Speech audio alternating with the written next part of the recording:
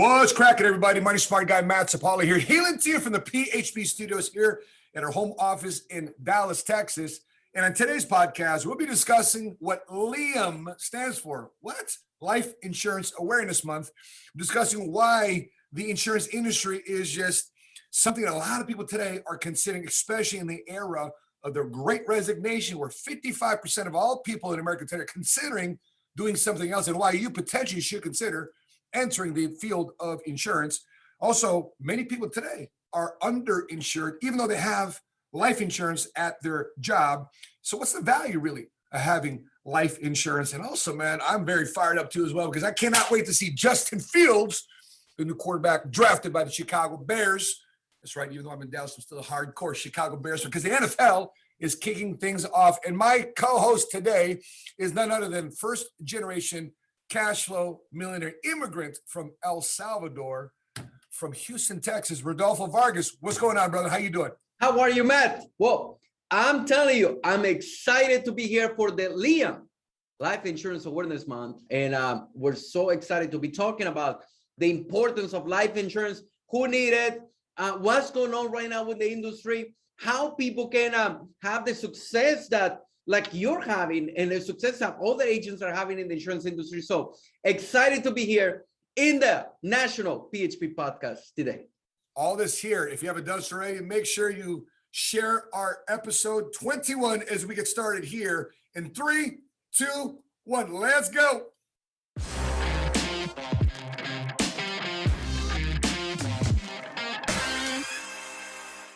All right, so we're back. So Liam, let's talk about Life Insurance Awareness Month.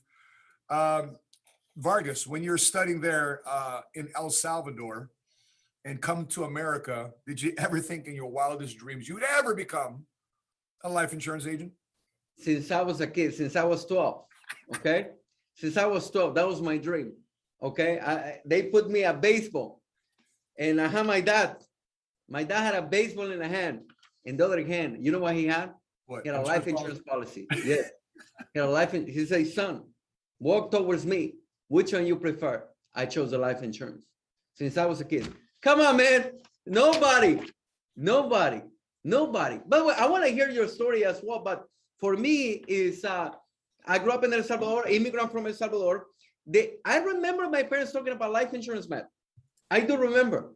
In El Salvador. In El Salvador. Yeah, in El Salvador. Was it like a do not talk topic, or is it, you know? No, it was not like that. It was not like that. What's like this? It's not like a taboo. No, we talked about it, but it was so funny because I remember it. In El Salvador, if you don't know, there was we had a war, okay, 12-year war, okay? And because we had a war, talking about people dying was kind of every dinner, right? Every dinner we were talking about, okay? And that was regular over there. But anyway, one day, I remember, and it was not only one day, many days, but one day, we're having dinner all together, okay? Regular dinner in El Salvador. Every Sunday we eat pupusas. I know you tried them before. You have eaten them with me before, and you tried them, huh? What's it called? Revuela? Or how do you say that again? Revuelta. It's like a combination, some mix, okay? So every time you go, you ask for a revuelta. But anyway, so we're a typical Sunday dinner, okay? We're in pupusas, we're having fun, we're talking. My mom asked a question to my dad, okay? My dad, his name is Rodolfo, but we call him Fito, okay? The Rodolfos, they call him Fitos over there, okay? Fito, it's like Rodolfito, okay? But they call it Fito, okay? Okay. My mom name is Nelly. So my mom says to my dad, hey, Fito, I think that we should get some life insurance. Because we're watching the news and all this crazy stuff. I think that you should get some life insurance. And my dad, right? My dad said, I think you're right. I think that we should get some life insurance. And that's it. Guess what? Next Sunday, we're eating pupusas again. And my mom says, hey, Fito, I think that we should get some life insurance. And my dad says, I think you're right. I think that we should get it. Yeah. So that goes going on every Sunday. Do you think that they ever get some life insurance? Probably not. Never. Never. We never get any life. So in my family, we talked about it, but we never bought it. We never, ever bought it. until we came into the US and I started doing the business. They bought some policies, but aside from that, never. So in my families, we talked about it, but we never take action. Like typical professional procrastinators. That's what I come from. Okay. So how about you? Tell me about your family. You grew up. Never talked about life insurance. Never talked about money. So you guys never talk about it. You guys never talk about it. Zero. We never talked. Filipino family, Filipino background. Zero conversation about money. The conversation about money in our family was you don't ask anybody about what they're making because that's disrespectful. So forget life insurance. You just never asked anybody, what they make in terms of salary or whatever they, earn at their job. We barely knew. I mean, outside of my mother being a nurse, I never really knew what specifically my dad did growing up. He just told me he was in logistics, working for Sears, and that's really all I knew about it, And so I didn't really go down into the conversation. But my first conversation about life insurance was when I entered the military. And the military said, hey, man, you're going to purchase this thing called Servicemen's Group Life Insurance because if something happens to you, your beneficiary is going to get $250,000. And by the way, I want to talk about that real quick because today it's still the same amount. So service members going into the military today, the amount is still the same. It's $250,000 for, I think it's $15, $30 for coverage. But if you want to pay more money, it's up to $400,000 in the military for Servicemen's Group Life Insurance. And I remember then leaving the military, we're going through this class called TAPS class, Transition Assistance Placement class, to help prepare you for the transition out of the military. And, you get this $15, $30 taken out of your paycheck for life insurance anyway. And they're telling us, if you like to keep this policy, it's going to transition to what they call Veterans Group Life Insurance, but your premiums are going to go, boom, it's going to go a lot higher. Wow. And one of my guys is, he's obviously the more smarter between the bunch. And he was doing the math about how much the premiums, how much the cost was going to go up each month every year because it turned into what they call annual renewable term. And the class is like, he's like, excuse me, come to find out, if I add all the numbers up on a yearly basis, we're about to pay $250,000 just to get $250,000. So it didn't make sense to keep the Veterans Group Life Insurance. A lot of these Marines and service members left the military without ever getting life insurance for some of them ever again. And so just like you, Rodolfo, I think sometimes as much as we might think that we chose the life insurance industry, I think for better purpose, for I would say a majority of the people that get involved in our industry, I think the industry chooses us. Somehow, some way, the industry just chooses us. And Rodolfo, do you remember the conversation you had with your dad when you got recruited to the insurance industry? With my dad? Oh, yeah. Or just in general about getting involved with the life insurance industry. Yeah. So I have two stories. One is I'm going to tell you the first time that I had in El Salvador. Okay, when I was a kid, my first encounter with a life insurance salesperson. You ready to hear that one? Here we go. Okay. So a family member started selling policies, okay, in El Salvador from my dad's family, okay. And here's all I remember: he came and sold us a policy that my parents never bought, okay. I remember this, but here's what I remember about him: he dressed up, he put a jacket, he put a shirt, and all I remember is that he was sweating, and I probably was like 10 years old, and he was sweating. This guy is sweating so much. So my first encounter of a salesperson is somebody sweating and walking on the streets selling. So guess what? Do you think that I want to become a life insurance agent? You want to be a sweat ball? No. I have no idea, not even wanted to be close to. So, and that's my first encounter. Now, when I got started in the industry, was like this, okay? So I was on vacation in El Salvador, okay? I was on vacation in El Salvador. I was dating Ceci, so I go and see Ceci. I was living in the US, and I go to El Salvador for vacation. I'm working at Sears. I'm disappointed. My mom keep telling me every day, you should work at Costco, son. Go and apply at Costco. And I go to Costco, literally. I've been in Costco like 10 times. They're not hiring me. The Costco, if you don't know Costco, everybody knows over here in America. Sure. If you're watching other places at Costco, I said this store, okay, that they tell me, my mom is telling me to go to work, okay? My mom will be proud of me if I work at Costco and I'm working as a security guard at Sears. So my mom and my dad, they get invited by a stranger to go to a meeting to learn how to sell life insurance. My mom and my dad, they don't speak too much English. But my mom heard this guy speak named George Pelayo. There you go. Okay. And my mom liked this guy so much. Like George Pelayo is very likable. He's very, I don't know, very Shout out to George Pelayo. Shout out to Team Unity, man. Yeah, that's right. So my mom listened to George Pelayo, and my mom met this girl named Cindy that speaks Spanish. Okay. So anyway, so I'm in El Salvador, and my mom called me, and I'm with Ceci next to my girlfriend at that time. I'm with Ceci. My mom called me, and she said, "Son, I just find the industry I just find something that you're gonna be good at." But I'm not gonna tell you. My mom is so smart. She never told me. I'm not gonna tell you until you come over here. You're gonna go. And I'm like, "But Rodolfo, you're gonna love it. I know how you are. You're gonna love it." And I said, "Dad, tell me." "I'm not gonna tell you. Just gonna love it." And my dad and my mom invited me to go. My dad and my mom never my mom, she liked the business, but she quit the next day. She said, "This is not for me." Okay. And that's my mom. And I went the next day, and I was ready to get started. And but let me be honest with you. I met George. I met Cindy. I heard Patrick spoke for the first time. I loved it since the first moment, since the first day. I did loved it. I fell in love, not necessarily I didn't know too much about the industry at the beginning, but I love the energy. I love everything about it. That's the way that I got started in the business. My dad and my mom told me that my dad and my mom wanted me to go to work at Costco, but they invited me to the meeting, and I'm here talking to you now, 11 years later, 12 years later. But anyway, that's my story. How about you? How did you get started in the industry?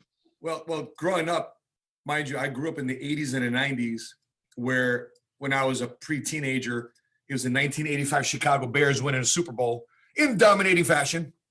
Chicago Bears, man, I still remember those days, man. We are the Bears, shuffling crew, shuffling on down, doing our few. We're good. I mean, just the whole Super Bowl shuffle. I still remember that thing.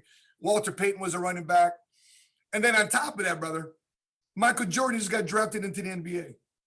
And then he's just tearing up the league. So here I am in Chicago, watching the Chicago Bears just dominate. And I would argue, for those of you in the comment section, the 1985 Chicago Bears has got to be the most dominating football team in the history of the NFL. Just absolutely just obliterated every opponent. Of course, sadly lost to the Miami Dolphins.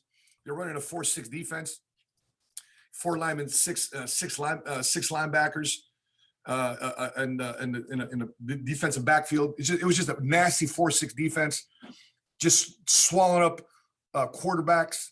And then I was watching Michael Jordan play. So growing up, brother, I wanted to be an athlete.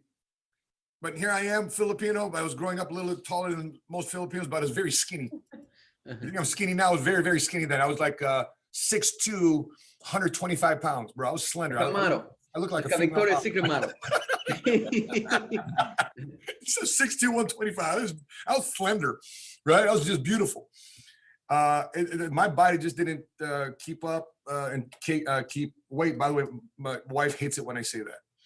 But it wasn't until I got older where my body started retaining some weight. So, but I want to be an athlete. Anyway, make a long story short, I get into the Marines. I gained 35 pounds entering the Marines. They just threw us through a lot of workout. But, coming out the military, I was going to be a cop firefighter. I was on helicopter, so I was going to get my AMP license, become a mechanic working at Boeing, or working at, up in Long Beach in one of the private airports. But never in a million years, brother, was I ever going to think about getting involved in the insurance industry until I was taking my boys to the bathroom of a Best Buy. Right there in Orange County, in Lake Forest, off the Oso Parkway exit off the 5 freeway, right before you get into San Clemente and go down into San Diego County.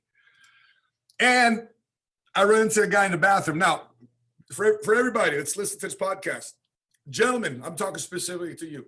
Rodolfo, let me ask you this question, bro.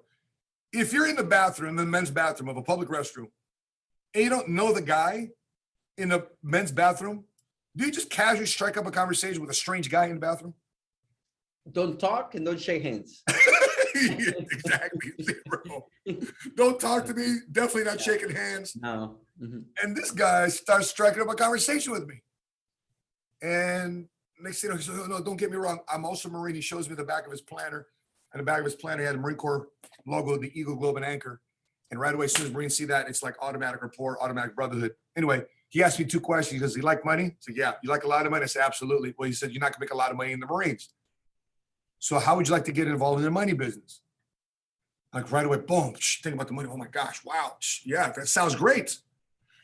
And right away, he gives me his business card, put in my, and for 3 months, I put it in my uniform, my breast pocket. Never called him because I didn't have a sales background. I don't have an insurance background. I don't have a business background. Didn't have a college degree. Had no intentions of getting a college degree. And for majority of the time, I thought I'm not going to be good for this industry because I'm just not qualified. Until he follows up with me 3 months later. He was looking for me on base, finally finds me, introduces me to this industry. And for the first 12 years of my career, I was just an independent producer, just selling life insurance, buying leads. I was like 125, 140% contract with I was with 2 different FMOs. And that was my life. I'd spend $200,000, $250,000 a year on dinner seminars and buying food for strangers that show up to my seminar to educate them and hopefully make strangers into friends. But that was my life as an insurance agent, man. The last thing I'd ever think about was becoming an insurance agent. And that's why I say this, I think this industry chooses us because I started getting good at this thing. And, Rodolfo, do you remember your first year making $100,000? I do. It's like a huge mountain. Like, wow, it's one thing to make $1,000, $2,000 extra. It's another thing to start making 6 figures at this. And what were you feeling, man, when you first started making 6 figures? What for you? What did that translate to? What was your translation making 6 figures? Okay, so we can get into the serious message about the life insurance, and you know what's crazy about these stories about getting involved in the industry? I started making some money in the industry. I think that for me to do the business, I think it was difficult for me to build a team, to become a leader. That was a little bit difficult. I never been good at sales, but it's one thing that happened to me early in my career. Okay, here's what you want to know. So I'm working in Lancaster, California. Okay, I'm working in Lancaster, California. And this person had a policy, right? Had a policy. I don't know if you're from, there are different type of policies. I'm not going to get into it. They bought a term policy. Okay. They bought a policy, regular policy. Yep. And he was a truck driver. Okay. He was a truck driver. And the wife, the new wife, let's call it the new wife. Okay. He was married in the past. The new wife started working with me. Okay. Now listen to it. This is early in my career. I'm not even making $100,000 a year. Okay. This is probably my second year. I don't know. I'm very new. I was very new in the business. So this person started working with me. I came from another company, got a term policy, right? From she bought a policy, and the new husband got a policy term. So he canceled the policy. Okay, he was a truck driver. He canceled a policy. He didn't pay it. You don't pay it for a month. Policy canceled, policy lapse, had a policy with another company. Okay. One day she's calling me, she's hysterical. She says, "Hey, I want you to know that such and such just passed away." Those are the worst calls. Say that again. Oh yeah. Those are the worst calls. Yeah. We talk, I'm going to tell you my success story about the business. I'm going to show you how I went from being broke and everything to make multi-6 figures a month. We're going to cover that today. Yep. But here's what people forget about what we do. So this guy passed away, a truck driver. Okay. The policy that he bought in the past from the other company lapsed. So he didn't have any policy. Okay. We find out, she's hysterical. We find out that he had a policy prior in the past, like 10 years ago. How did you find it? Were you asking questions? Were you digging? I'm going to tell you how we find out. Okay. I'm going to tell you how we find out. Ex-wife call us. Hey, I know that you guys have been doing insurance because he mentioned that he new wife. Mm-hmm. And I heard that he used to have a policy in the past. Can you find out? So we find out, we call another company. So the term policy was lapsed, okay? He had a previous policy in the past from another company that was enforced But guess who were the beneficiaries? The ex-wife. Correct. Oops. Now, watch this. He had a truck accident. He got sued because all the issues and everything he has on the accident, he passed away. Guess who's responsible of the suing and everything that he's going through? Oh, wow. So it's on the estate? The new wife. Oh, yeah, right. Because they were partners in the business too, in the trucking business. So total mess. So for me, it was like, I cannot let this happen to people. Sometimes we're like we're going to talk about the importance of the industry. There's so many things going on. There are different things, but sometimes we forget about what we do for families. Yeah. That's one case that happened in early in my career. Second, now this is still in my first year, maybe first year and a half. One of my clients passed away too. You know how old was the client? 22 years old. Dang. 22 years old. And I delivered the policy. I mean, the death benefit pays. And the beneficiary was his mom. And this is the kid that don't like to, you know how we be with kids and kids, I don't need a life insurance, not that important. He was only kid, the only provider for the family, for the mom. So that happened to me early in my career. So for me, when somebody tells me, I don't have the money and everything, I was reading 52% of people think that insurance is too expensive. So when people tell me stuff like this, like that's probably why I went from at the beginning of the business, I'm going to be transparent with you. I wanted to just make some money. Okay. Yep. Honestly, man, I was broke. I was working at Sears, just wanted to make some money. But I went from wanting to make money to really wanting to help the community. And all these people that I'm talking to you, the mom or the son that passed away, and the trucking lady and everything, the trucking guy, none of them spoke in English. So no, I had to explain to them in Spanish, which I find out that a lot of Hispanics don't want to talk about this stuff about life insurance in Spanish. Yeah, let alone finances. Finance is definitely not life insurance. So for me, when you ask me, I went from I wanted to make some money to every time if I'm talking to somebody, I'm not speaking with this. I explain numbers and everything here, but I'm mostly speaking with the heart. Yep. Because I know what this product is going to do for families. I know what they are going to be receiving at the end. So that's my early, if you want to call it my first encounter with life insurance. So how about you? Tell me. I mean, that's the power of PHP agency. I mean, the fact that we're going after a demographic of the multicultural middle class, that's our demographic. Why? Because the typical demographic of the typical life insurance agent in the marketplace today is a 60-year-old, 62-year-old Caucasian male. So that's what the industry has been known for. I mean, if I ask, let me ask you guys a question in the chat box. If you were to put a picture in Webster's Merriam Dictionary of a typical life insurance agent, what comes about? What the most people visualize when think about somebody in the insurance industry, when somebody thinks about somebody in a category in a field of finance, and chances are 9% of the time, it's usually older Caucasian males. What do you see on Fox Business? What do you see on Bloomberg? What do you see on TV representing the financial services business? It is not a, El Salvadorian pelon with no, they used to have hair. Have pictures for the people who don't believe me. And so, Rodolfo, I mean, just this year alone, in 2021, I've lost 3 of my insurance agents, 2 due to gun violence and 1 due to cancer. Just talk about Chicago. 2 I lost to gun violence in Chicago. Thankfully, because of us recruiting them into the insurance industry to be aware of what life insurance does and what you just said. They said, "Oh, I thought life insurance was just for people that were rich." I thought, by the way, I want to know for those of you in the comment section, what was your objections when it came to money? I'm sorry, when it came to life insurance, when it was originally proposed, before you got educated about insurance, what was your natural, stereotypical preconceptions about life insurance? I'd love to know what you guys have to say in the chat box. Put in, we'll read some of them. But Rodolfo, these 2 guys that normally would not have purchased life insurance because we got them recruited into the insurance industry on the PHP platform, they became aware about what life insurance does. And these guys, they both of them were parents. And I remember one of them was going to the funeral, and the 6-year-old daughter was still looking for her dad. Wow. And just a sad scenario, and just knowing that they are our guys and gals, but actually just the two ladies who sold them the policy. Shout out to Iris Torres and Veronica Garcia.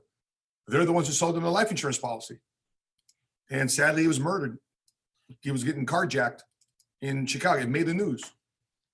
And the other agent, we sadly this year, 60 in her 60s, retired bus driver, had 6 grown kids. Had she not ever come onto the PHP agency platform to be aware of what life insurance agency does, she would never purchase a policy. Make a long story short, this past July 12th, the Lord called her home. And so a few weeks after that, my team, my staff, alongside Jose and Veronica Terrazas, Robin, Ewing in our office, got the death benefit issued. People that normally would not have gotten life insurance policy because of lack of awareness and education, because the typical multicultural demographic is just not represented inside the insurance industry. That's totally true. And you mentioned something like it's being tailored to the rich. As like you come from your parents, immigrants from the Philippines. You grew up in Chicago. You were a military guy. I'm an immigrant from El Salvador. I came over here, didn't speak in English. So we are oblivious. We don't understand what insurance is. Yeah. But you're right. One day, what's this? So I get invited to go to one of these big insurance companies over here in Houston. If you're living in Houston, they have the big tower in Allen Parkway. I don't know if I can say the name, but I get invited to go to this insurance company, right? And I go there and look at this, okay? So I take three of my guys, okay, new guys in the industry. They grew up like me. We're uneducated. We don't know a lot, okay? And then we go to, I'm meeting with these insurance people, right? And they send us the brochure. You know how people give the brochures? Give the brochures, right? They give us some brochures, right? And we see the brochure. When you see the brochure, you see the perfect family, right? 35-year-old, good looking and everything. You see the picture in the brochure. And the example says like this. A couple, 35-year-old with 2 kids, they design a policy, they get a policy, and they put away into their policy $35,000 every single year into this policy. But this time they start giving the scenarios, right? This insurance company, right? Mm-hmm. So the guy next, how much did I say? $35,000 a year, right? So the guy next to me go like this, right? Hey, Rodolfo, look at this. They made a mistake in the brochure. It's not 35,000, it's 3,500. And I said, no, brother, it's not like that. Like wealthy people, they know about this. Yeah. Wealthy people, they put their money in here because all the benefits that this insurance company, insurance has. Like we are not educated about it. We don't know about it. Most of us, we only put their money in the bank. All of us, we're not educated about all these benefits. But I had to explain to the guy, it's like, you know how people tell me? Other scenario that I'm telling from the Hispanics, right? Insurance business, life insurance is, guys, we insure a car. Everybody insure their car. Everybody insure their home. Everybody insure everything. But when it comes to life insurance, they say, no, life insurance, no. Life insurance is not that important. Go ahead. Yeah, and you think about that too. The old conversation about, okay, you insure your cell phone. You have Apple, we call that Apple Care. You have Apple Care, $9.99 a month. Yeah. You go to Best Buy, buy a DVD player. They ask you if you want insurance for your DVD player, your PlayStation, flights, travel insurance. The crazy part, if you qualify for a house, you buy a house, you can't get the keys to your house at the closing table at the title company unless you have show proof of homeowner's insurance. Right? Your car, you qualified for a car. You have the credit, you have the down payment. You can't get the keys to your car unless you show a proof of car insurance. And if you don't show proof of car insurance, the mortgage company, the banks are going to have what they call bank-owned insurance. They're going to force you to have they're going to force you to have insurance. So if something happens to you, the debt's paid off. Now, both of you and I had kids. You just had Enzo earlier this year, right? Yep. So before you left the hospital, before you can claim your kid and bring him home, what did you have to show proof of before you left the hospital, Rodolfo? Yeah, insurance. No, you had to show proof of car seat. Oh, the car seat. Yeah, and they come down to you to see if you have installed it right. With my first kid, I didn't know how to install it. They want to make sure you install the car seat right. The nurse wanted to make sure you install the car seat right, but they didn't care if you had life insurance or not. That's my point. So the banks have their debts and assets covered, but to common Joes like me and you, immigrant families, multicultural middle class that are in the financial, not even the financial 101 introductory class, that's a big reason why we are falling behind. I've been doing this now for 22 years. I got involved in the insurance industry in 1999. I can't tell you that for the last 22 years, the financial improvement of America has gotten better because of lack of education, lack of information. And that's why you and I are in business. Rodolfo, you're saying? No, 22 years. You have experience in the industry. No, I wanted to give you the other one too. So I'm driving. There is this street in Houston called Memorial Drive. Okay. And I'm new in Houston, my first week over here in Houston, and I'm driving with a friend. Okay.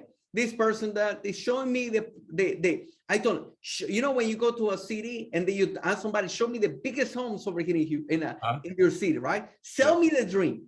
So this person is driving me and I'm looking at all these beautiful, 20,000 square feet type of homes over here in Houston, $20 million home, $10 million homes. They show me all these homes, right? And I'm watching, I'm blown away. And I asked this question to him. I say, who lives over here? You know what he said? He says like this, Rodolfo, this is all money. Old money. All money. And I'm like, oh, interesting. Like, I mean, all like the bills are all like what is 100 bill? 100, this $100 bill is a little bit old. Nice. No, it's all money. But here's what he meant. What majority of people don't understand this. Okay. This is called generational wealth. Yeah. Generational wealth. They have passed wealth through generations, through the parents and the grandparents. They have passed their money through generations. So for the rest of their life, they are securing the generational wealth. Yeah. Like imagine the Zapala last name is going to last. Bargain. But majority of us, what do our family, when somebody passes away, what do they leave us? Do they leave us? Imagine your granddad left you $10 million, man. That'd be unbelievable. That'd be unbelievable. $10 million. Yo, what do I do? What fam? What? That's money. Old money, new money. Boom. The point is this: these people. When I mean these people, I don't mean disrespecting. Yeah. What I mean is they understand the money game. But majority of people, they say, life insurance is not that important. Life insurance is. I get it when I'm older. Yeah. I'm not gonna need it when I'm get older. Or stuff like that people say, right? Yep. But this is the way that the wealthy pass money through generations, through their last names. I want to go over some of these comments here in the chat box because you guys are very responsive to it in terms of what we're saying. Annette Mongol, proud to be a life insurance agent. Hiram Figueroa, 55% of veterans today do not have a basic insurance policy for themselves and their families. Some of the folks here. Alina Schofield says not having life insurance is very irresponsible. You know, if you have a family of responsibility, wow, it's a very profound thing. Alina Schofield says a grown hairy man does not to be walking around without insurance. Any comments there that stick out to you from our comment section, Rodolfo? Let me see. There is some in Spanish over here. In Spanish, can you read that? Yeah. Erica Rivera. Erika Rivera says, vida con propósito útil, ayúdate y ayudar a familias con PHP agency puede lograrlo, tu sueño realidad. What she means is, hey, we help families, and with PHP, you can conquer your dreams. I like that, by the way. Alina says, the hospital was trying to keep me and my son until the health insurance clear. Oh, wow. Interesting. Somebody says over there. Health insurance, but not life insurance. No, health insurance. Because that is, health insurance, right? That's right. And somebody says over there they're going to have generational wealth. Daniel Silva. So you need to think about your last name. Last name. Very good. Last name. I want to talk because obviously, you know, a very a national tragedy happened almost 20 years ago, and this Saturday will be the 20-year date of 9/11, which, by the way, is Sheena's birthday. So Sheena was 16 years old, and her sweet 16th birthday, 9/11 was happening. I want to share with you this article, which is in a current Insurance News App magazine here by this life insurance agent who's selling a lot of disability insurance. His name is Dave Buchwald. And he had 51 clients, sadly, that lost their life. in his firm called Cantor Fitzgerald. Okay, one of the largest losses firms that was lost in the 9/11 was a firm called Cantor Fitzgerald, who's I think at that time was an investment firm. Their focus, their specialty was bonds. And sadly, in that firm, they lost 658 people. 2/3 of its New York workforce sadly lost their lives when terrorists flew an airplane into the tower in 9/11. Buchwald, an insurance agent, lost 51 clients. 30 of them were life insurance clients, while others had only disability insurance through him. Let me fast forward to this article. He says in his article, which is pretty profound. He says, I'm really haunted by the fact that I was not able to convince more people at Cantor Fitzgerald, who's an investment firm. They're in the money business. But he's really haunted by the fact that he was not able to, let me do Command Plus. Can I do that? Yeah. Oh, I'm learning. Okay. Haunted by the fact that I was not able to convince more people at Cantor Fitzgerald to buy life insurance. And when I think about the death benefits I delivered, more than $30 million in death benefits, it should have been triple that amount. $1 million in death benefit to the family of a man who's making $500,000 a year, has young kids, is not enough. So Rodolfo, let me ask you this question. I mean, we're talking about how much life insurance should people actually be buying? Because it's one thing to be inexpensive, but at the same time too, you don't want somebody who's making $500,000. In this example, somebody making $500,000 a year, and you deliver them $1 million death benefit, only worth 2 years of salary. And that's what I experienced when I was in the military. $250,000 of life insurance, or $400,000 if I pay up additional is not enough. I mean, how long does $400,000 last in America today, even to a multicultural middle-class family? What are your thoughts on that, Rodolfo? So there is a movie on Netflix called Worth It. And there is a movie going on right now on Netflix, Worth It, about the people who passed away on the 9/11. Oh, wow. And they needed to determine. So there is this lawyer. Oh, right. Yeah, I saw that. Yes, he needed to determine how much the settlement was going to be per family, per person. So the debate was, does a CEO should receive more? Does a janitor should receive less? What is who is worth more? Yeah. But it's a very good movie, very intense type of movie. And at the end, I'm not gonna do any spoilers, okay? But at the end, I think that people should go watch it to see the end, what is the end result. But yeah, I give you an example. Yeah. Okay, think about this for everybody listening to me. I got one too. I want to run a metaphor myself. Go ahead. I hope that you don't say the same one. I hope that you don't say the same one. Okay. Yeah. Okay. So everybody listening in here, okay? God forbid something happened to a family member of yours.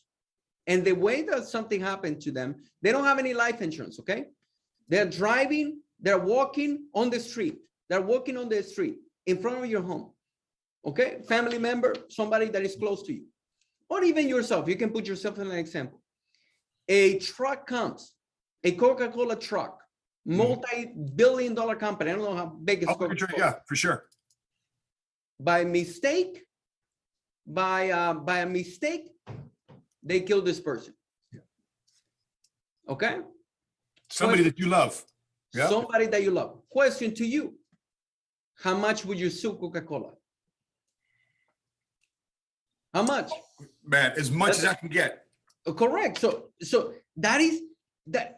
So what? So people say I will sue them for $1 million, $2 million. So guess what? $50 million. They took away someone I love. Yeah. Is their fault? So guess what? That's life insurance. Sometimes we need. Obviously, the experts recommend to get 10 to 12 times their annual income, right? Because the part of the life insurance, you're replacing their income. You're replacing their income. We cannot replace the emotional burden. There is an emotional. But imagine this, somebody passing away. Emotion, we have emotional burden. And on top of that, my God, financial burden? Are you kidding me? Yeah. We're not crying. We're not only crying because of the person left, but we're crying because of how much the funeral is going to be. So it's both ways. So when somebody asks me how much life insurance, experts recommend 10 to 12 times their annual income. But also remember, how much would you sue Coca-Cola? So how about you? Yeah, for sure. Another thought, by the great metaphor, because you're taking this company for all the way, because they took away a family member, something that you love and care about. You coming after them with all you got. Another metaphor to look at is if you're an employee, you get hired. You're a new employee, right?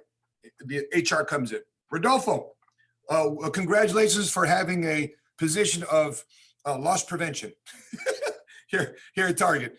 The benefit of working for Target is that we're giving you free life insurance. So sign here. How much life insurance would you like? It's free. It's a free benefit working for Target. And we will make sure we're on target to making sure that something happens to you, something is paid to Ceci, to the boys. We're gonna make sure you're taken care of. How much life insurance would you like? And imagine that they have boxes. You want 200,000, 500,000, or 1,000,000? Bro, unlimited. How much? As much as I can get. Of course. As much as I can get. So the point is, Rodolfo, right? We don't balk on the benefits of life insurance. We just balk on what? Pain. Cost. And oftentimes, if you look at the CSO tables, I might get a little technical here. The CSO tables is what insurance companies charge per $1,000 of life insurance per age and gender.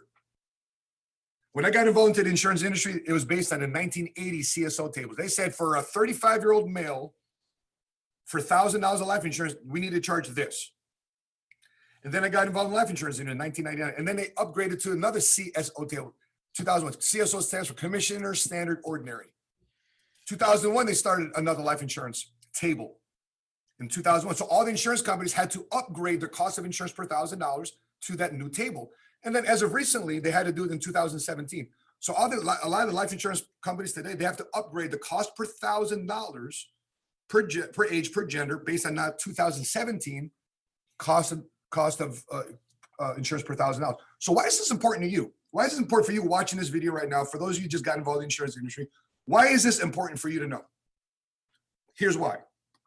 Do you think people today are living longer or shorter than they did in 1980? The answer is people are living longer. Living longer. So in other words, if the insurance companies are saying, you know what, if I'm an insurance company and I get to hold on to your money longer than I normally calculated it back in 1980 or calculated back in 2001, if you are living longer, I then can charge you cheaper life insurance because you're not dying sooner than later. You're dying later. So again, what does this mean to you? This means to you that today life insurance compared to what was in 1980, compared to what was in 2001, it's less expensive to buy life insurance today, assuming you qualify for it based on health, based on your health situation. So if people out there wondering, is it really expensive to buy life? You should have a conversation during Life Insurance Awareness Month of how much life insurance is appropriate for you to buy.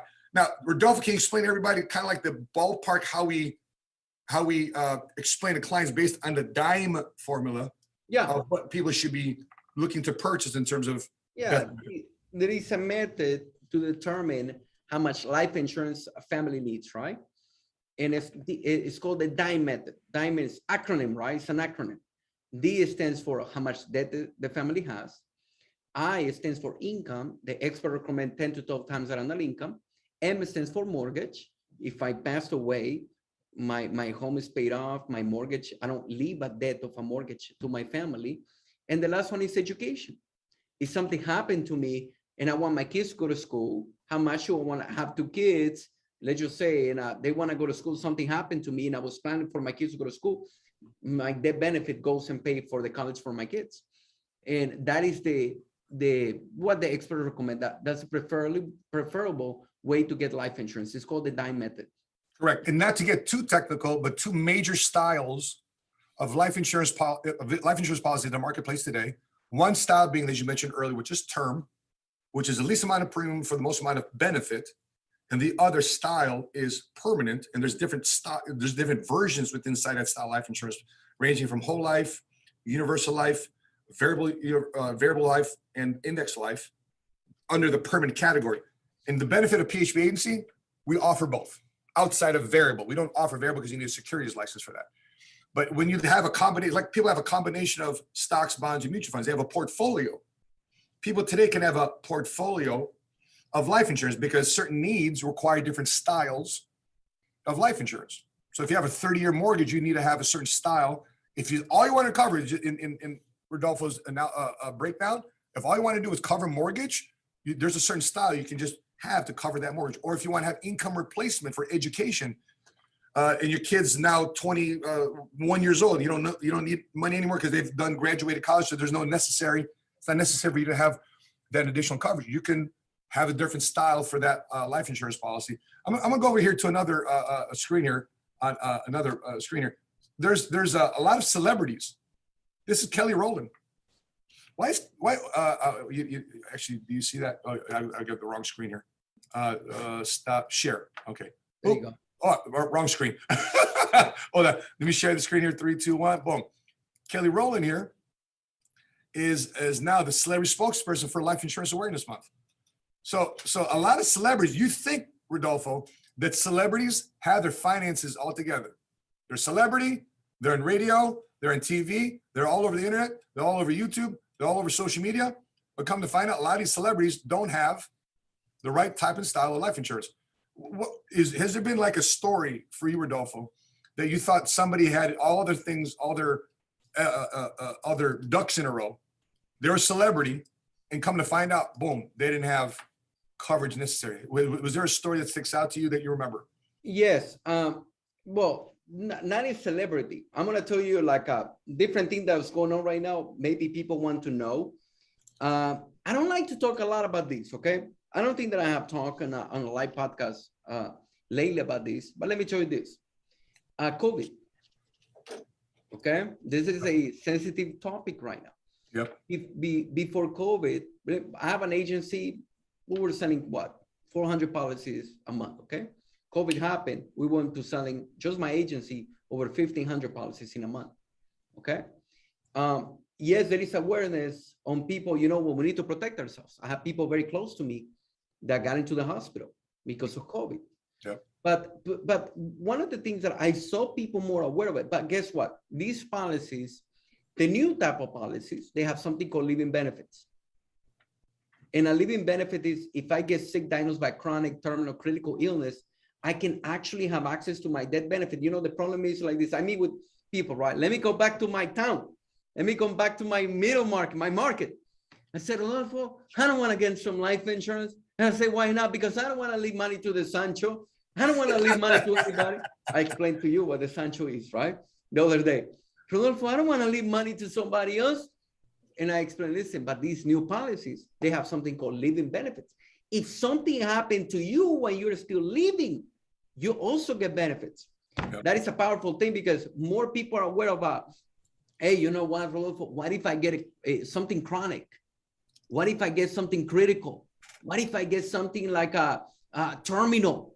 You know, it's like I was reading some statistics about how many people get diagnosed with cancer. I mean, so many people we have these, we need, by the way, majority of the bankruptcies in the US, guess what it is? Medical. Yeah. But I thought maybe people have bankruptcies because of, maybe they did bad business. Guys, majority of the bankruptcies in the US is not business related, it's medical. How crazy is that? So living benefits, Matt, I believe that's very important right now in the market.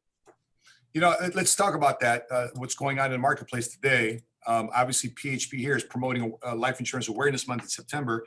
In a minute here, I will share with you our PHP awareness website. But I also want to share this too as well. You mentioned something that people are in a heightened awareness of life insurance because they're feeling the need. And COVID-19 is making people realize their own mortality and provide an incentive for them to buy life insurance. The 2021 barometer study in LIMRA showed that nearly 1/3 of consumers said they are more likely to buy life insurance because of the pandemic. More than 2 in 5 of those who had the virus said they're interested in purchasing coverage, and 1/3 of those know somebody who had COVID-19 say they're likely to buy. So right now, people today, they're realizing maybe this is something I should not procrastinate. Maybe this is something I need to really have a conversation. They perceive need for life insurance at a high point. Studies show with 70% of Americans saying 2021 that they need life insurance, up from 66% in 2019. So this is an article for everybody to read. Insurance Newsnet magazine. It's a trade magazine. I highly recommend for people inside the insurance community to subscribe. It's a free subscription. You can find all the articles online. But there's so many things right now that people are looking at in terms of awareness of how they need to get ahead. Here's our company website here in a second. Oops. PHP aware. I am okay here. Here you go. Boom. 321 should come up here in a second. Well, anyway, as I'm getting this website up, Rodolfo, there's let's speak to awareness. Have people come to you? I know people are getting together in Houston again. We had close to 10,000 people at our live event.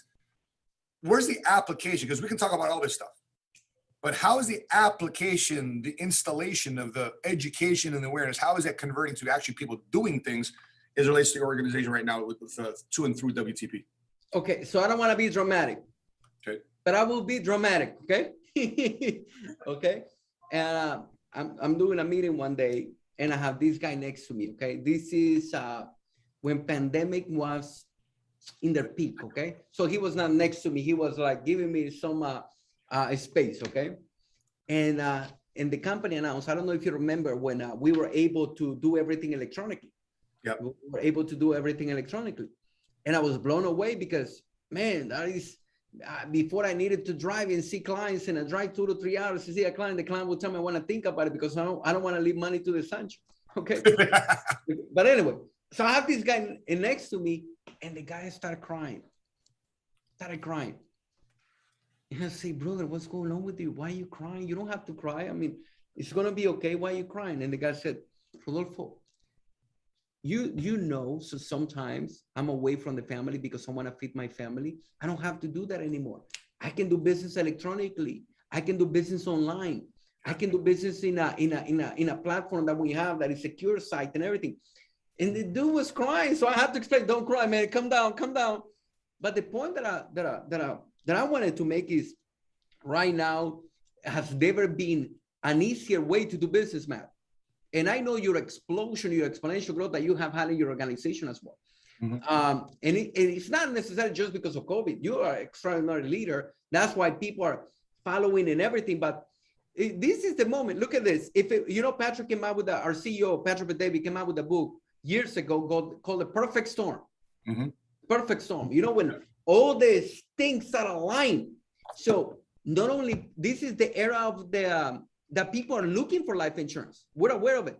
They live in benefits. But not only that, this is the era of the entrepreneur.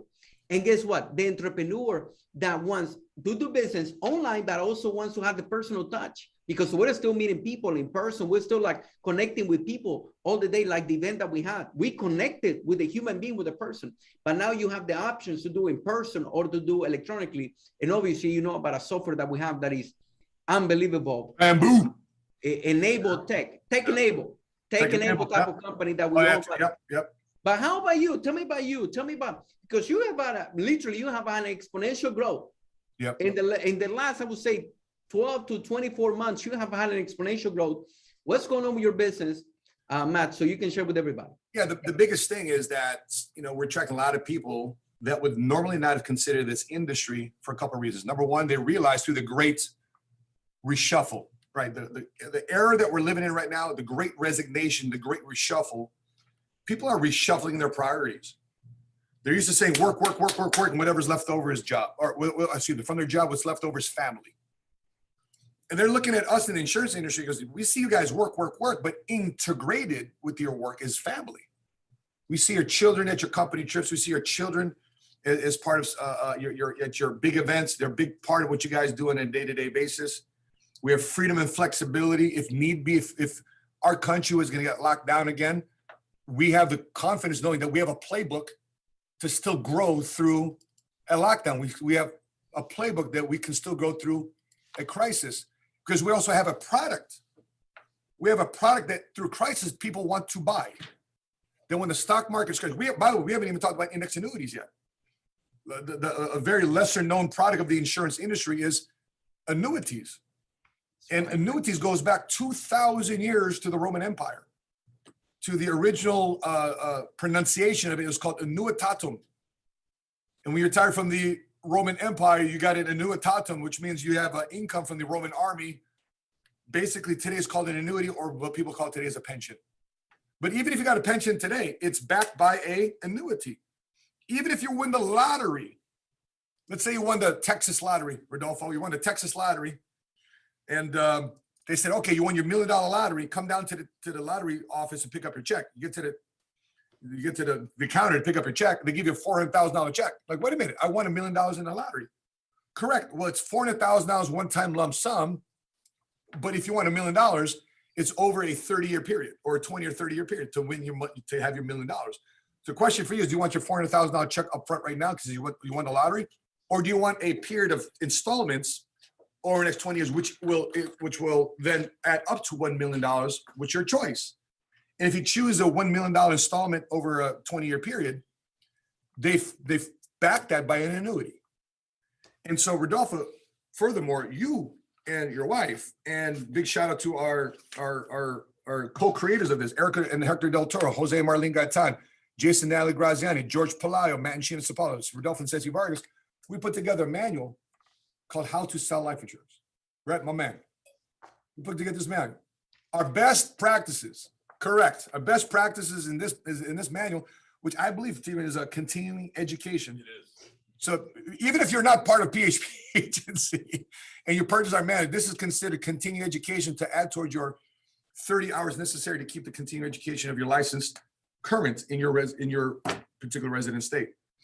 But when we're looking at it, let me show this website here. If you want more information on how to continue this conversation long after the podcast is done, you go to our website here, phpawareness.com/life insurance awareness month, where we discuss about the benefit of life insurance and why people need to have an ongoing discussion about this. If you're interested about being tomorrow's old money, we're talking about old money early in the podcast.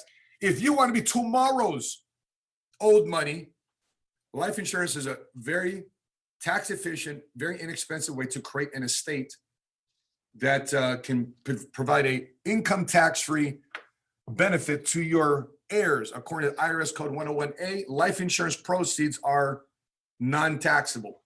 And there's other IRS codes called 7702 that says money to grow, a properly structured life insurance policy. Money can be grown and accumulated in there without paying a dime in tax while it's growing, can be accessed without paying a dime in tax through its withdrawal or loan provisions, and or can be transferred to the next generation, blossoms in value to the next generation. Again, that's IRS code 7702. And a lot of people don't know about that too as well. That's what we call rich people language. This is, Right. It's like somebody asked me the other day. So am I buying a policy with PHP? No, you're not buying a policy with PHP. I mean, the companies that we represent, many of these companies has been around for over a century, over 100 years. Yep. Many of people who got a policy said, "But what type of policy?" I mean, guys, if you look at us, if you can ask any insurance company, the insurance companies that we offer a product, our vendors, if you want to call it, or partners, that big company have been around for over 100 years. Like, imagine this: would you rather do business with a company just got started 1, 2, 10, 20 years ago, or a company has been in business for over a century? And by the way, many of the companies I would represent are multi-billion dollar companies. Yep. Yeah, it's funny because you're right there in Houston, and one of the biggest buildings there isn't it the AIG building? AIG Tower. You have AIG. You're in Dallas. You have National Life Group over there. You have other companies. American National, we have it over here in Galveston, in Houston as well, has been around since 1906. You know, companies like have been around for, imagine say, how long your company has been around? Since 1860. How about yours? What? No, you make a mistake. 1960, no, 1860. Yep. Many of the companies that we represent has been around for over a century. Right here in Addison, right here in Texas, right along the DNT, the Dallas North South Tollway. We got 2 insurance companies right here, big buildings. One's Zurich, and the other one's an insurance company we represent called National Life Group. And National Life Group has been around for 170 years. You're talking about Anaco out there in Galveston. National Life Group has been around since 170 years old. I was looking at the date of what America looked like 170 years ago. Bro, it was like Wisconsin just became the 34th state. What? The Mexican-American War just ended 170 years ago. That the United States cut a check to Mexico to buy New Mexico, Arizona, California, parts of Nevada for $15 million. So maybe if the company has been around for over a century, maybe the company's kind of good, huh? Kind of good. Up market, down market, you know. We've been through a pandemic before. That was the 1917 Spanish flu. So you're looking at an industry that's old, it's very wealthy.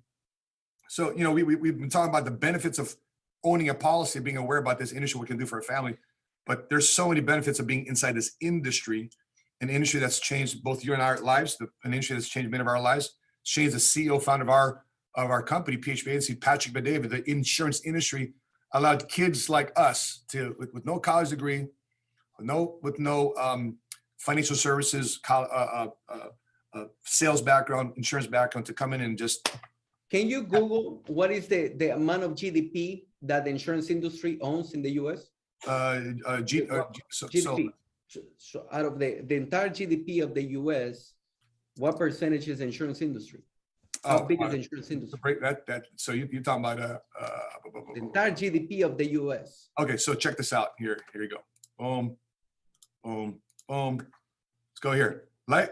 So the economy, 2.563% in 2017, according to the World Bank collection of development indicators.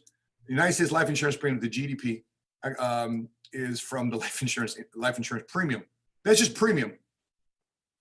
Wow. 2.5% of the entire GDP of the US is the life insurance industry. Life insurance industry.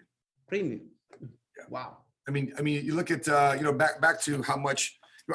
We just had a real estate broker in our office last night, and he's like, really, people should embrace life insurance, period. I said, yeah, well, look at where I'm from in Chicago. The tallest building back in the day was called Sears Tower. They renamed it to something else called Willis. But what does Willis do? It's insurance. Wow. The second biggest building. City. Yeah, the Windy City. The second biggest building, Trump Tower. Any city in the US. Oh yeah, any city. Any city. I mean, the third tallest building in downtown Chicago is John Hancock, owned by an insurance organization. Then you got the Prudential buildings downtown. Then you got the CNA building, the red building in downtown Chicago. That's insurance. You got the Chase Bank building, financial service. You got Equitable right next to the Tribune Tower. That's former insurance. You got Aon, where Obama took his presidential, we welcomed this when he won his presidential victory, is in Millennium Park. Behind him is the big Aon building. That's insurance. I can go on and on and on. What you're just saying. Any major metropolitan city will have. I mean, look at New York. The football teams play in MetLife Stadium. In international, when you go to Germany, there is a stadium called the Allianz Stadium. Sure. You go to Manchester United used to have their logo, AIG in their logo in the past. This is the international companies. Another one, AIA. It's another large. That's right. It's another insurance company. So insurance, silently, people have seen the logo. They just haven't seen what it actually does. And so it's one of the most powerful industries in the world. And if you have an opportunity to get a policy through this industry, and at the very best, get a career, a business started in this industry, it's a game changer, especially in this era where a lot of people are looking for something else, looking for a plan B. They can get involved in the insurance industry part-time on the PHP Agency platform. Rodolfo, one of our agents, her name is Cheryl Renfro. Okay. And she kicks all the young bucks' tails, but she worked this business on a part-time basis. She made $27,000 with us last month. We're doing coffee this morning. Gigi McCune, she's brand new. She's about to get promoted to marketing director. She needs 12 more licensed agents in her agency to get promoted to marketing director. But last week, she wrote 72,000 in premium, in points.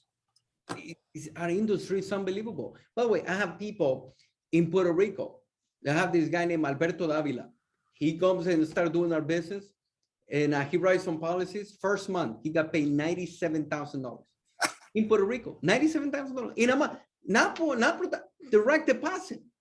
We have another guy over there in Boca, and he made like $22,000, $23,000 last month. And he says, Rodolfo, listen, man, he came from the industry. He was doing some insurance, but he says, you know what? I want to build a business with a company that has a vision. Yeah. One of the things about our company is the vision of we started with 60 agents, but our vision is not just to make, we're going to have many more millionaires, but our vision is to have 500,000 licensed agents and to bring the free enterprise spirit to people. So we want people to learn this business. One of the things that I was reading also, that was one statistic. In our industry, there is so many people coming from different backgrounds: nurses, teachers, insurance people, non-insurance people, military. Our company was considered one of the top military companies in America by Google. You remember that article? Correct. By Google. Yep. So many background immigrants like me. Immigrants are like looking for an opportunity that is professional, that is good for people. So we are becoming that company that is bringing back the spirit of entrepreneurship, because we not only sell, you can also build your own agency within our agency. You can build your own agency, your own business. So excited, Matt. By the way, today we went from a lot of topics today. Yeah, that's it, man. By the way, just like the Marines, we're looking for a few good men and women that want to consider career in the insurance industry. If you're in Houston, make sure you connect with my buddy here, Rodolfo Vargas. Rodolfo, what's your Instagram handle? Because I know it's with the official now. Yeah, Rodolfo Vargas official. Rodolfo Vargas official. And you can follow. You can send me messages. I'll respond. By the way, if so, you send me a message, I will respond, and I'll respond to you. I'll send messages, and I like to talk to people, especially the stories about not only hey, Rodolfo, I never thought I was going to make it in the industry. Now I'm making $10,000, $20,000, $30,000 a month. I love those stories. I like to hear your stories of success in the company. How about you, Matt? What is your absolutely, man. So we got offices coast to coast, and so the only state that we don't have a licensed agent in is license in is Montana. So people, Montana, we're looking for someone to go full time in Montana. We got North Dakota. Matter of fact, bro, I have a lady by the name of Sharon. She's out in Anchorage, Alaska. She just got licensed, and she's looking to build a business out there in Anchorage, Alaska. We got people in Maui. We got people in Hawaii. And right now in Hawaii, they just locked down the country if you don't have a vaccine. So if you're looking for something else to do, you want to work from home, you want to do something productive, you still need to feed your family and pay the bills, consider our industry. And you could be the agent of change out there in this crazy era, no matter what city or state you live in, red state, blue states, employee, entrepreneur. We can integrate an insurance business, whether you take it from a practice into a business. That depends on you and how big you're thinking. But we, like Rodolfo said, a lot of people don't think that we're just doing life insurance because of what they see, online. We had somebody else said, listen, man, with another company, man, but you guys make a lot of noise because it's just for us. It's just more than just life insurance. It's a mission. It's a crusade about who we are, what we do, what we're doing to our community to turn immigrants like Rodolfo and Ceci Vargas into. I think there's a comment, Rodolfo, from Adam Sosnick. Is like, where would Rodolfo and Ceci be immigrants from El Salvador? Would they be multimillionaires today had it not been for the platform PHP agency? I'm sure you would be. But at this stage in your life, because I know what you bring to the table. But, very difficult, Matt. But I'm telling you, this industry has changed my life completely. Not only we help people, like what we started the conversation about, insurance families leaving a legacy for them, having generational wealth, but I have also been able to change my life. But we travel, you and I would travel every two. We're about to see each other, I believe, this month. Every month we have vacation. Every month. Like they think, please let us work. Please let us work. I mean, every month there is a vacation. There is something. Next month we're doing something else. We go to Aruba. We go to Jamaica. We go to Europe. We go to everywhere. We go to Mexico. We go to Tulum. We go to Cancun. We go everywhere. We're in Greece with you. We're in Italy eating some pizza and gelato, and we had a blast. The original Olive Garden. The original Olive Garden. We travel and everything. And on top of that, we have guys in our team winning. So we're telling our guys are winning. You're working with your wife. I'm working with my wife, my brother, and they are winning as well. And we get to create these friendships. So imagine what a combination, right? You're not only helping the community, you're not only making a lot of money, but you're also having fun doing it. If that's what you'd like to enjoy in your life, please reach out to us. If you haven't done so already, guys, subscribe to the PHP Agency YouTube channel. If you're watching this on Facebook, make sure you like our Facebook page, PHP Agency. If you haven't done so already, make sure you share this podcast for those of you thinking about whether life insurance is something you need to have in your financial home and or something that you need to consider as a career or business. Please share it to somebody who's open, dissatisfied, ambitious, and hungry to make change in their life. You're not doing this by yourself. You're not in business by yourself. You're in business for yourself, but not by yourself. So that being said, I appreciate you guys tuning into episode 21 here of the PHP Agency podcast. On behalf of my co-host here, Rodolfo Vargas, first generation cash flow immigrant from El Salvador. I'm your money smart guy. And until we meet again, continue to help people, continue to love people, and continue to change your lives today. Bye-bye, everybody. Thanks for tuning in. Bye-bye, bye-bye.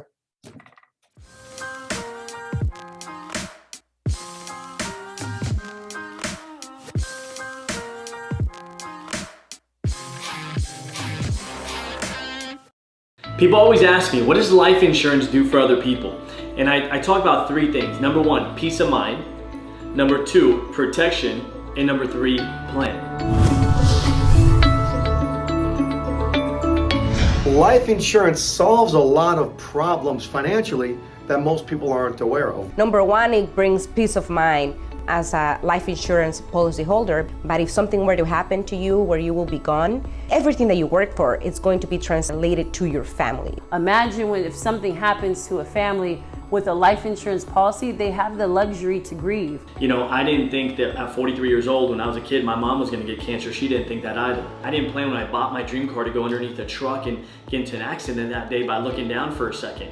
There are things that happen in our life that we don't plan for, and when they do happen, protection-wise, what do we have in place? Sometimes people think I'm young. I don't need insurance until I'm older. That's absolutely wrong, because when you're younger, you normally have majority of your responsibilities, majority of your debt. What if you can actually use your life insurance death benefit while you're alive? It's called living benefits. So the newer life insurance policies can prevent bankruptcies due to healthcare because the death benefit is now a living benefit. I saw my uncle lose 90 pounds in the span of 8 months. But in those moments where he was actually going through chemo, his insurance policy cut him a check of $1.8 million. By the way, he's my living example in this industry today. The moment that family goes through a crisis, the moment that family goes through difficulty, guess who's gonna be the first person that they're gonna call? They're gonna call the life insurance agent. I just have so much peace knowing that I own multiple policies and that my loved ones will be taken care of financially in case something were to happen to me. I love being in this industry because we actually take care and serve people in the areas that matter.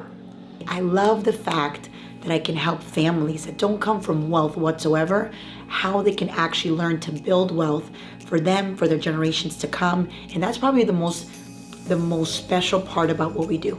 I love being a life insurance agent because it allows me to make sure that everyone who looks like me and those who don't are properly educated about the transformative power of life insurance. I love being a life insurance agent because there's such a need for what we do in our communities. There's just a lack of knowledge when it comes to how financial services products are distributed, especially in the multicultural community. So I love being able to be that pillar in the community to be able to bring back that awareness.